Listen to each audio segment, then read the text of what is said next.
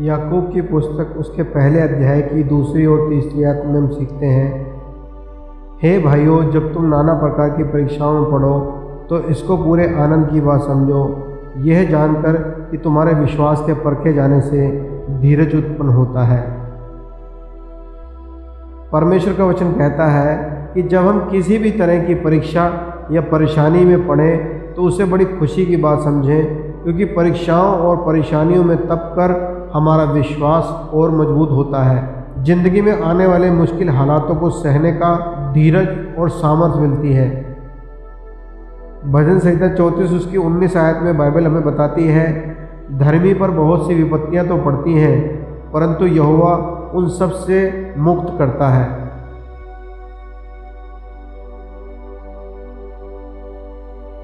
पहला कुरिन्थियों 10 उसका 13 में पढ़ते हैं, तुम किसी ऐसी परीक्षा में नहीं पड़े जो मनुष्य के सहने से बाहर है, और परमेश्वर सच्चा है, वह तुम्हें सामर्थ्य से बाहर परीक्षा में ना पड़ने देगा, वरन परीक्षा के साथ निकास भी करेगा कि तुम सह सको।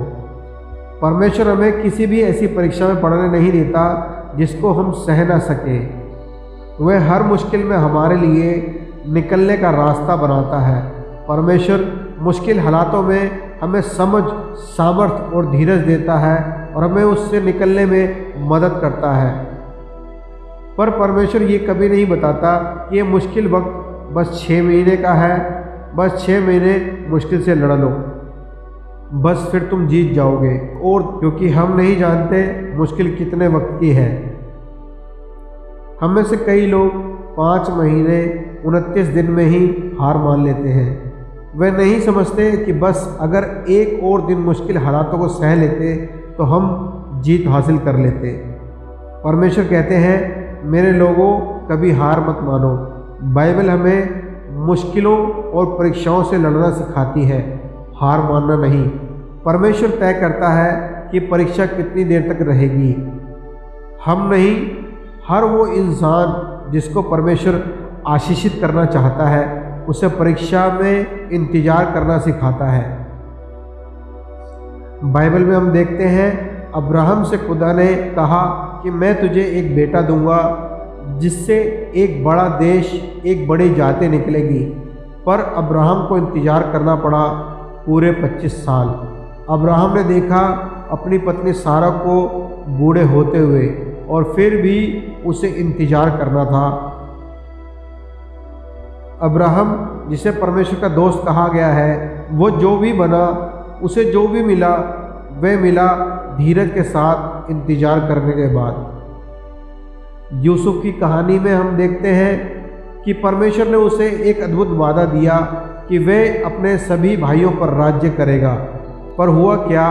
बिल्कुल इसका उल्टा। उसे गुलाम बनाकर बेचा गया, उसे बेड़ियों में जेल में रखा गया। तो आखिर यूसुफ के साथ ऐसा हुआ क्यों? क्योंकि उसे अभी इंतजार करना था जब तक वो वक्त ना आए जो कि परमेश्वर ने उसके लिए रखा था। हम देखते हैं कि मूसा को भी इंतजार करना पड़ा पूरे 40 साल। मिस्र में फिरौन के घर में बड़ा होता हुआ मूसा बहुत ही घमंडी था। इजराइलियों का अगुआ बनने के लिए, बड़े बड़े आश्चर्य कर्म करने के लिए मूसा को दीन और नम्र बनना था, क्योंकि खुदा घमंडी और अपनी खुद की ताकत पर भरोसा रखने वालों पर यकीन नहीं करता। तो आखिर कैसे सीखा मूसा नम्रता? 40 साल इंतजार के बाद। और वचन बताता है कि मूसा ने बड़े बड़े आश्चर्य कर्म किए। दाऊद भी एक ऐसा ही मनुष्य था जिसको खुदा ने एक बड़ा वादा दिया, पर फिर उसको 15 साल इंतजार करना पड़ा। उसे ये 15 साल एक भगोड़े की ज़िंदगी जीनी पड़ी। उस वक्त में वो यहाँ से वहाँ अपनी जान बचाकर भागता रहा। आखिर क्यों? परमेश्वर हमें इंतजार कराता है। क्यों नहीं वो हमें परीक्षा और मुश्किलों में से एकदम से निकाल लेता? क्योंकि परमेश्वर की आशीष और उसके बड़े वादों को हासिल करने के लिए हम में सहन शक्ति होनी चाहिए। जब और इंतजार नामुमकिन लगे तो जान लो यही वो वक्त है अपने विश्वास में खड़े रहने का। हार नहीं मानने का। परमेश्वर हम सबसे कहता है कि तुम परीक्षा में हो, तुम अच्छा कर रहे हो, बस अपने विश्वास पर खड़े रहो, पीछे मत हटो, हार मत मानो, तुम अपना भरोसा बिखरने मत दो। इंतजार हमें नम्र बनाता है, अपने आप पर भरोसा छोड़कर हमें परमेश्वर पर यकीन करना सिखाता है। इंतजार से हम सीखते हैं कि हम अपने आप में कुछ नहीं हैं और ये कि हमें परमेश्वर की ज़रूरत है। मान लीजिए आप कुछ काम कर रहे हैं और लाइट चली जाती है। आप ठीक करने की कोशिश करते हैं पर कर नहीं पाते। आप इलेक्ट्रीशियन को फ़ोन करते हैं और वह कहता है कि उसे आने में 4 से 5 घंटे लगेंगे, तो आप क्या करते हैं? आप 4-5 घंटे इंतज़ार करते हैं, क्योंकि आप जानते हैं कि लाइट वापस लाने के लिए आपको इंतज़ार करना पड़ेगा। ये आपके बस की बात नहीं है। ऐसे ही मुश्किल हालातों में जब हम सब्र के साथ इंतज़ार करते हैं तो हम सीखते हैं कि हम अपनी ताकत से कुछ नहीं कर सकते, कि हमें परमेश्वर की ज़रूरत है।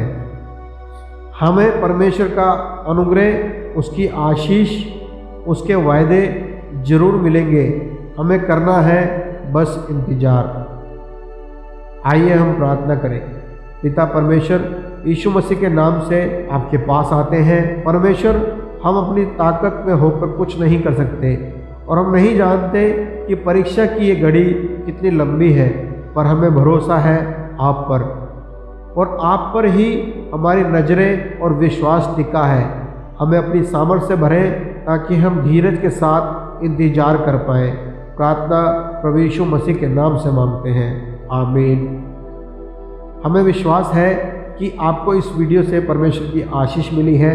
अगर आप चाहते हैं कि हम आपके लिए प्रार्थना करें तो आप अपनी प्रार्थना का विषय नीचे कमेंट बॉक्स में लिख सकते हैं। परमेश्वर आपको अपनी सामर्थ्य से भरे और विश्वास में स्थिर करे।